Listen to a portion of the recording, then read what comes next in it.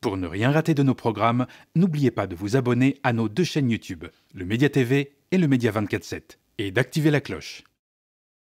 Ce sont des images vues des millions de fois.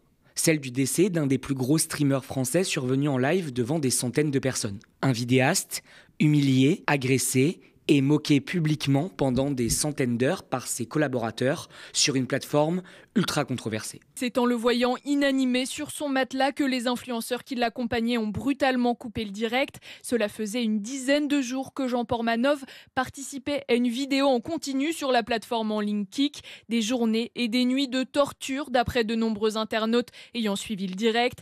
On pourrait croire à un épisode de Black Mirror, mais ce n'est pas une fiction. Jean Portmanov, de son vrai nom Raphaël Graven, est mort ce 19 août.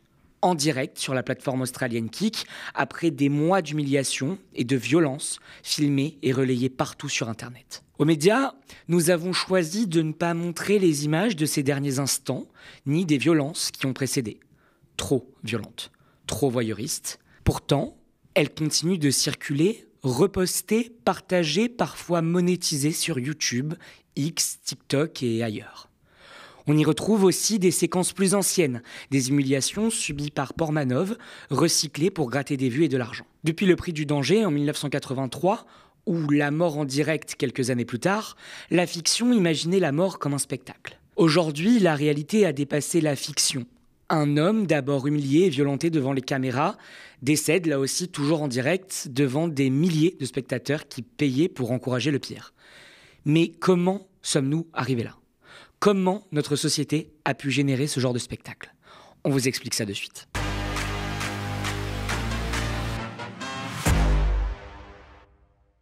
Raphaël Graven, alias Jean Portmanov, JP ou Portmanov, c'est lui.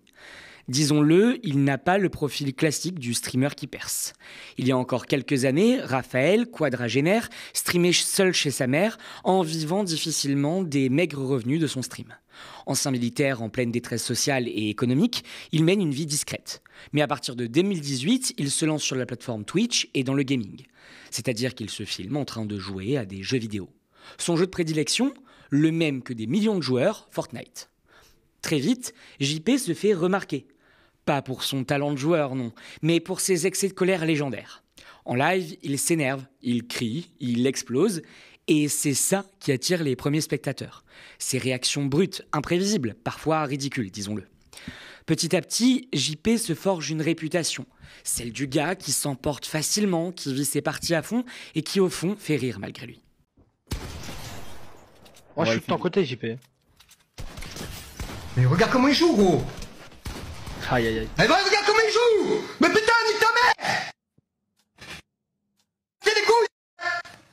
Mais ce qui change vraiment sa trajectoire, c'est sa rencontre avec d'autres figures du streaming. Il est révélé par TheKairi78, alias TK78, une star du gaming, plus de 4 millions d'abonnés sur YouTube, spécialisé dans Fortnite. C'est grâce à TK78 que Raphaël Graven passe dans une autre dimension. En 2023, il intègre le collectif niçois du Local, aux côtés de 3 autres vidéastes, de Leader, Safin et Naruto, ainsi que Koudou, un ancien fan qui rejoindra la bande en 2024. Un nouveau monde s'ouvre alors à lui. Plus de visibilité, des centaines de milliers de spectateurs potentiels, et peut-être enfin la promesse d'une vraie carrière. Mais en réalité, c'est aussi le début d'autre chose. Parce que dans ce collectif, JP ne devient pas un streamer reconnu. Il devient surtout un personnage que ses 2 acolytes humilient, frappent et insultent. Selon ces derniers, Raphaël Graven touchait 6 000 € par mois en échange de son rôle de souffre-douleur. Koudou, le 3e homme de la bande, personne handicapée sous curatelle, une protection juridique qui oblige certaines personnes à être accompagnées dans des démarches administratives, sert lui aussi de punching ball. Et s'appelait. La chaîne prend de l'ampleur. Il comptabilise plus de 600 000 abonnés sur Twitch, plus de 500 000 sur TikTok et près de 200 000 sur Kik et rassemble près de 15 000 viewers par stream. Pour satisfaire cette communauté en pleine croissance et s'assurer un business juteux, c'est la surenchère. Tous les mois, de nouveaux paliers de violence. Certaines fois, JP est séquestré, noyé, frappé à main nue ou avec des objets quand ses 2 amis ne lui tirent pas dessus au paintball devant des fans qui en redemandent.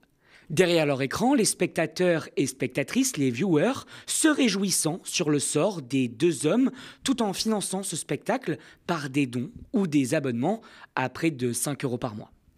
Dans d'autres vidéos répertoriées par un internaute, dans un thread sur X, on peut voir plusieurs scènes d'étranglement à la thyroïde, dont certaines de plusieurs minutes. Écoutez les réactions d'un internaute qui encourage de son ordi un long étranglement. Écoutez-les ignorer les cris de souffrance de JP. Doucement, s'il vous plaît, monsieur, doucement. Je peux pas le comptabiliser, ça. Ah, tue-le, Tapine, tue-le. 48, je sais pas. Lâchez un peu la pression. D'accord, je lâche la pression. Allez. Je lâche la pression.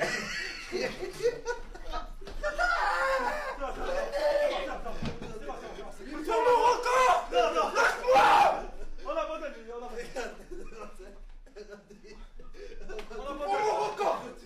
On vient là. Je veux ma ceinture. Il va vous niquer, moi je suis à combien.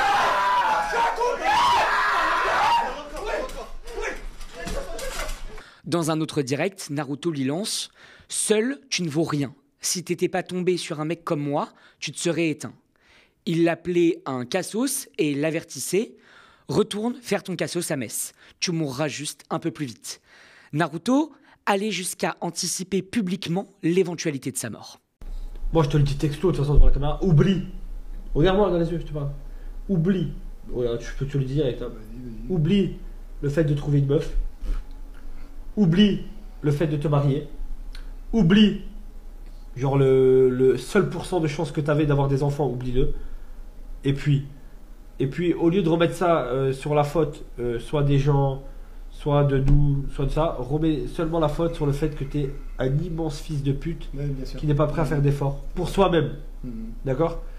Bon, que tu fasses pas d'efforts pour toi-même, déjà c'est très grave, mais si en plus maintenant t'en fais pas pour l'amour, pour ton rêve, t'es un immense trou du cul. Ces scènes à répétition attirent le regard de nos confrères de Mediapart. On est alors en décembre 2024. Le journal sort une enquête très documentée sur le sujet et révèle ce qu'il nomme un business de la maltraitance en ligne. La ministre et les autorités compétentes sont prévenues. Une enquête est confiée à la police judiciaire de Nice. Les chefs d'accusation: violence volontaire en réunion sur personnes vulnérables ayant entraîné une incapacité totale de travail inférieure à 8 jours et diffusion d'enregistrements d'images relatives à la commission d'infractions d'atteinte volontaire à l'intégrité de la personne. Le 8 janvier 2025, dans le cadre de cette procédure, Safine et Naruto sont interpellés, placés en garde à vue et interrogés. Les deux victimes présumées, JP et Koudou, sont eux aussi entendus. Devant la police, ils nient être victimes de violences. Selon le parquet de Nice, les deux souffres-douleurs avaient assuré que les faits s'inscrivaient dans des mises en scène visant à faire le buzz pour gagner de l'argent. L'un et l'autre indiquaient n'avoir jamais été blessés, être totalement libres de leurs mouvements et de leurs décisions, et refusaient d'être examinés par un médecin et un psychiatre, ajoute le procureur. Blanchis par ces témoignages, Safine et Naruto ressortent libres, même si l'enquête continue. Tout comme les streams problématiques, durant cette période, les violences s'accumulent et les propos masculinistes aussi. Le 6 août 2025, le local se lance dans un défi dont il a le secret. Ils promettent à leurs abonnés d'être en direct 24/24 jusqu'à avoir atteint la barre symbolique des 40 000 € de dons. Pour booster la générosité, les streamers reprennent les bonnes vieilles recettes. Brimades, moqueries et forcément les violences. JP craque comme souvent. Il se révolte à plusieurs reprises, il demande à aller à la police ou encore à l'hôpital. Et surtout, il envoie un message à sa maman. Salut maman, comment tu vas? Coincé pour un moment avec son jeu de mort. Ça va trop loin. J'ai l'impression d'être séquestré avec leur concept de merde. Le 17 août, alors que l'horloge affiche 23h55 et près de 290 heures de direct, Naruto, déguisé en Batman, donne une violente claque à Jean Portmanov. Il est de nouveau giflé à plusieurs reprises quelques minutes plus tard. Les dons affluent. Mais, vous me voyez venir, dans la nuit du 17 au 18 août, alors qu'il dort, JP semble en détresse respiratoire. Le compteur affiche alors 36 000 €. Des spectateurs alertent ses co-streamers. D'autres, hilares, continuent de se moquer du bouc émissaire. Un influenceur lui jette une bouteille d'eau pour le réveiller. Jean Portmanov ne se réveillera pas. Il est mort en direct. Le Local confirme la nouvelle dans l'après-midi de lundi par le biais de messages sur leurs réseaux sociaux. J'ai toujours redouté le jour où je devrais écrire ces mots. Malheureusement, cette nuit, JP, Raphaël Graven, nous a quittés. Mon frère, mon acolyte, mon partenaire. 6 années côte à côte, sans jamais nous lâcher. Je t'aime mon frère, et tu vas terriblement nous manquer. Je vous demande à tous de respecter sa mémoire, et de ne pas partager la vidéo de son dernier souffle dans son sommeil. Pour sa famille et pour nous, sa deuxième famille, le Local. Repose en paix mon frère. Le parquet se saisit de l'affaire et communique. À ce stade, il n'y a rien de suspect, les auditions sont en cours et une autopsie sera pratiquée. Sur les réseaux sociaux, des internautes accusent Safine et Naruto, qui a porté plainte pour cyberharcèlement. Soyons clairs, à l'heure à laquelle nous tournons cette vidéo, nous ne connaissons pas les raisons de la mort filmée de Raphaël Graven, mais on peut s'interroger sur ce qu'elle dit, sur ce que dit ce long calvaire filmé et diffusé de notre société. Comment un tel niveau de violence a-t-il pu être autorisé sur Internet pendant aussi longtemps ? Pour y répondre, on ressort nos cours de philosophie et plus précisément le concept de la société du spectacle développé par Guy Debord. Pour résumer, en gros, il nous dit ceci. Dans le capitalisme moderne, tout devient image. La marchandise, la politique, la culture, même nos relations sociales, tout est transformé en spectacle, en représentation, en mise en scène. Ce n'est plus la vie réelle qu'on vit directement, mais une version médiatisée, filtrée, consommée. Le spectacle, c'est la télé qui te vend une vision du monde, la pub qui dicte tes désirs, les réseaux sociaux qui transforment nos existences en vitrines permanentes. Debord n'utilise pas spectacle au sens de divertissement, mais comme un système, une manière de gouverner les esprits par l'image et la marchandise. Et son idée centrale, c'est qu'on ne contemple pas seulement le spectacle, on y participe malgré nous. Vous le voyez, notre parallèle avec les plateformes de streaming comme Kik, Twitch ou les live TikTok, parce que oui, ici, cette logique se confirme. Plus c'est choquant, plus c'est vu. Plus c'est vu, plus ça rapporte. Et quoi de mieux pour choquer que la violence gratuite ? Dans cette économie de l'attention, la frontière entre divertissement et violence, entre public et acteur, elle disparaît.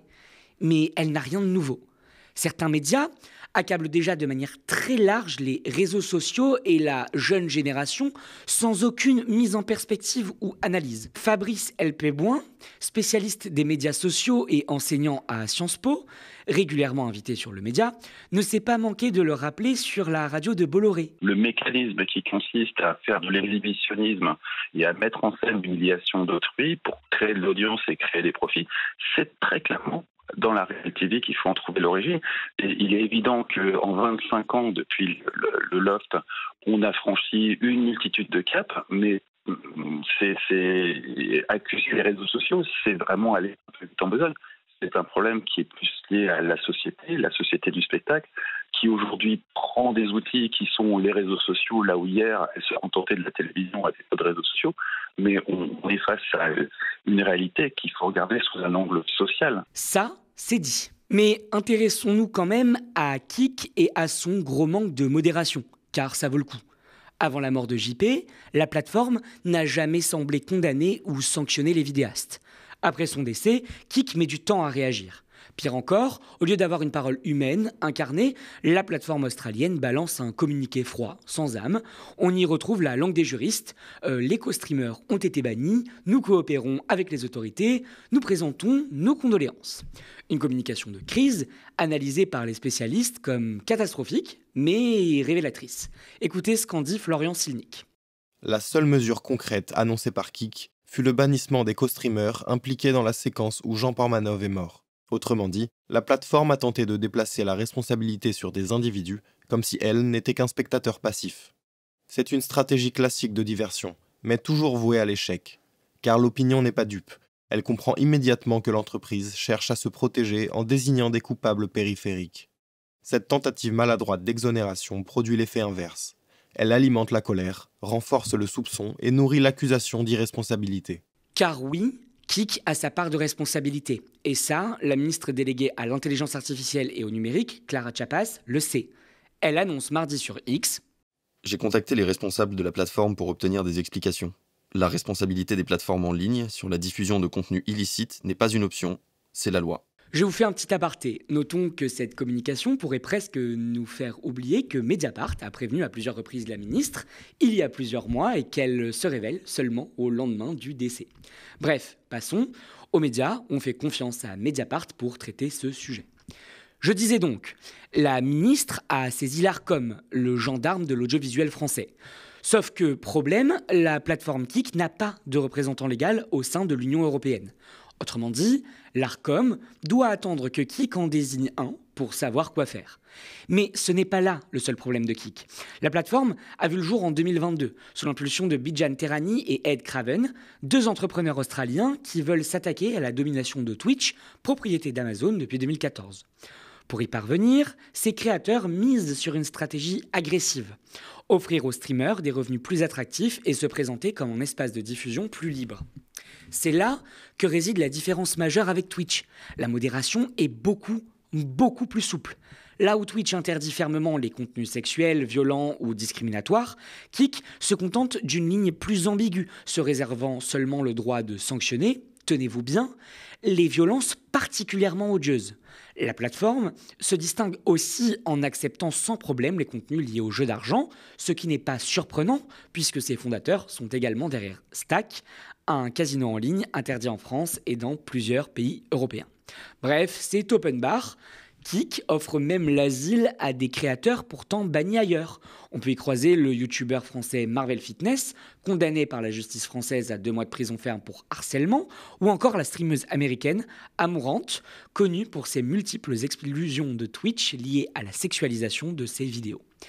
Et forcément, il y a une audience. La plateforme a connu une croissance fulgurante en 2024 avec 2,1 milliards d'heures visionnées, soit une hausse de 142% par rapport à l'année précédente. Les records de fréquentation s'enchaînent, plus de 1,7 million de spectateurs simultanés ont été enregistrés et le mois de mars 2025 a marqué un sommet avec 317 millions d'heures de vues et une moyenne de 443 000 viewers, connectés tous en continu. L'audience, un public jeune, très consommateur de ce genre de contenu. Il faut dire qu'en France, les 18-24 ans passent parmi le plus longtemps d'écran vidéo en Europe. La commission d'enquête parlementaire sur TikTok le soulignait en juin dernier. Ce sont bien les plateformes vidéo qui façonnent l'imaginaire et le temps des mineurs et jeunes adultes.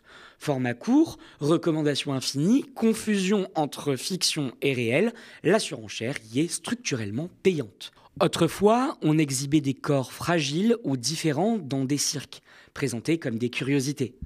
Joseph Carey Merrick, surnommé Elephant Man, acceptait lui-même de se montrer au public dans l'Angleterre victorienne, pensant y trouver une manière de survivre dans une société qui le rejetait. Mais derrière cette forme de consentement, il y avait la brutalité d'une époque qui faisait de sa difformité une attraction, un objet de voyeurisme et d'effroi. Aujourd'hui, le direct, l'abonnement, la donation remplacent la billetterie des foires d'antan. Le dispositif change, mais la logique reste la même. Payer pour voir, consommer l'humiliation, transformer l'intime en marchandise. Ce drame nous oblige à regarder en face ce que sont devenues non seulement les plateformes, mais aussi nos sociétés. Ce ne sont plus des espaces de partage, mais des machines à capter l'attention par tous les moyens, quitte à broyer des existences. Jean Portmanov cherchait simplement à rompre sa solitude. Il s'est retrouvé transformé en marchandise par un système qui prospère en faisant spectacle du pire, le pire de ce qu'on peut retrouver dans notre société. Et tant que rien ne vient briser ce cercle, d'autres victimes seront livrées à la même mécanique, dans l'indifférence d'une foule qui en redemande.